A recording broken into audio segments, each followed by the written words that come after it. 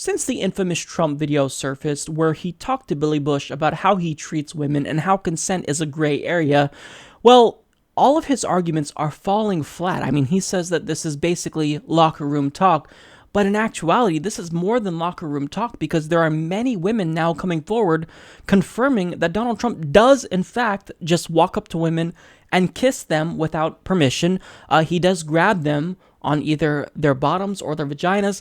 But everything that they're saying, well, it's in line with what Donald Trump stated that he did to women. And there are multiple women. And just today, before I did this story, another woman came forward and I didn't even have time to look at her claims. So there's a lot. So Slate put together a summary of all the women thus far that have come out accusing Donald Trump of sexual assault. And it occurred over the last 2 decades. And it showed that he just has a creepy demeanor and that, he sexually assaulted potentially a lot of people if their claims are true.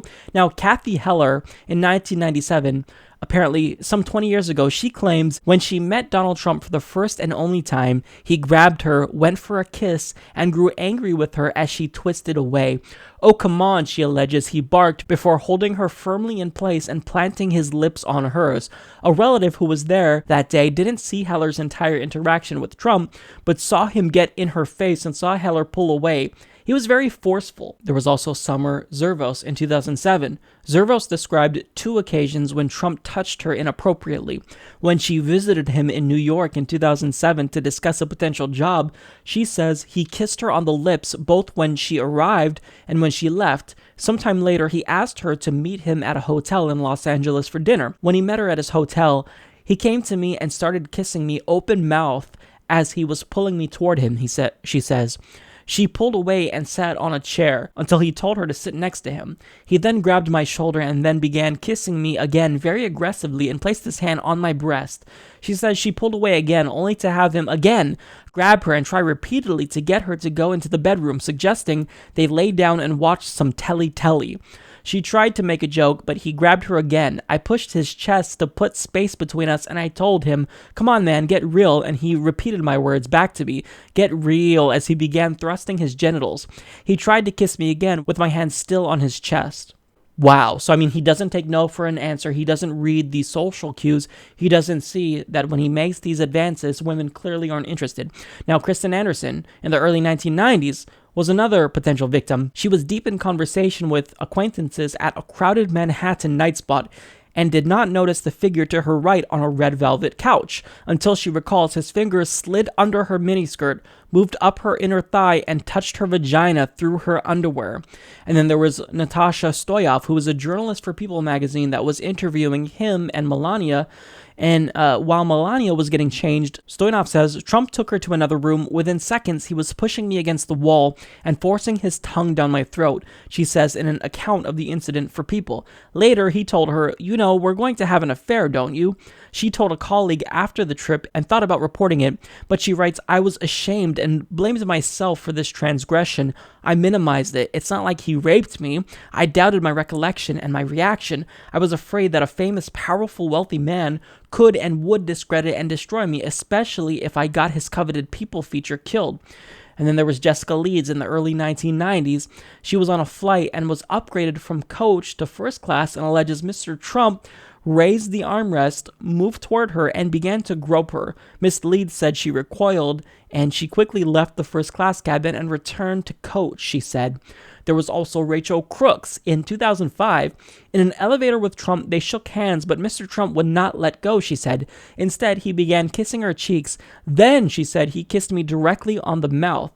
There was also Mindy McGillivray in 2003, and she was groped by Trump at Mar-a-Lago, where he reportedly grabbed her behind. Now, there was also Erin Burnett on CNN who claims that Trump tried to kiss her friend on the mouth. There was Cassandra Searles from 2013, and she was competing in Trump's Miss USA pageant and claimed that Trump grabbed her behind as well. There was also Temple Taggart in 1997. She was Miss Utah in that year and claims that Donald Trump forcefully kissed her on the mouth. Now, there was also Jill Harth in a lawsuit against Donald Trump who claims he harassed her, eventually escalating to what she calls attempted rape. In July of 2016, she told The Guardian, "He pushed me up against the wall and had his hands all over me and tried to get up my dress again, and I had to physically say, 'What are you doing? Stop it.'"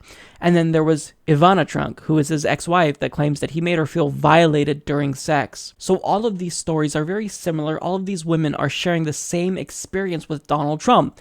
He was very forceful, he made sexual advances, and wouldn't take no for an answer.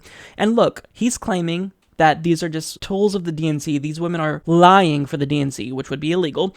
But we have to be skeptical, yes, of the dirty tricks that Hillary Clinton's campaign will use, but there's zero evidence that these women are Clinton campaign operatives, as he suggested was the case at the third debate. And furthermore, his own words validates what these women are saying. I gotta use some Tic Tacs just in case I start kissing her. You know, I'm automatically attracted to beautiful. I just start kissing them. It's like a magnet. You just, I don't even wait. And when you're a star, they let you do it. You can do anything. Whatever you want. Grab them by the pussy. I can do anything.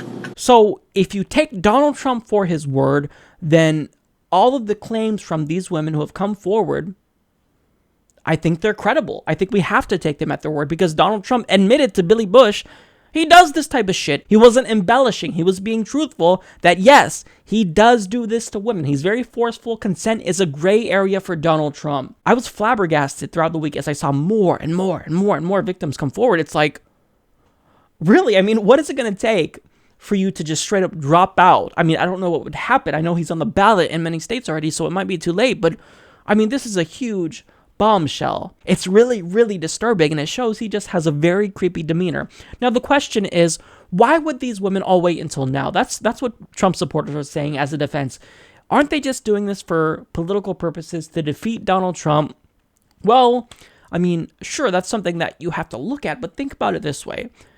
If Donald Trump did this to you, would you want to come forward? I mean, when you have as much money as Donald Trump has, you have as much power as you can possibly imagine. So Donald Trump could destroy these women. So it's not going to be the case that they're going to be inclined to speak out unless someone else does. And so when one person speaks out, it usually opens the floodgates. That's kind of what we saw with Bill Cosby. That's what we see with serial sexual offenders or sexual assaulters. So look, we don't know. We don't have all the details. But all I'm saying is that I'm going to take Donald Trump at his word. He claims that he walks up to women and kisses them and grabs them by the pussy. So when these women come out and say, yeah, he actually does do that, I think that their claims are credible and we have to take them for their word since Donald Trump, of course, admitted to it. Now, we need evidence. Of course, that's the case as well. But I mean, if you don't think that Donald Trump is capable of this, if you think every single one of these women are lying just to defeat Donald Trump, I think that you're just not being fully objective here. Donald Trump, we know he's a creeper at least. So at worst, the fact that he might be sexually assaulted multiple women, this isn't surprising to me.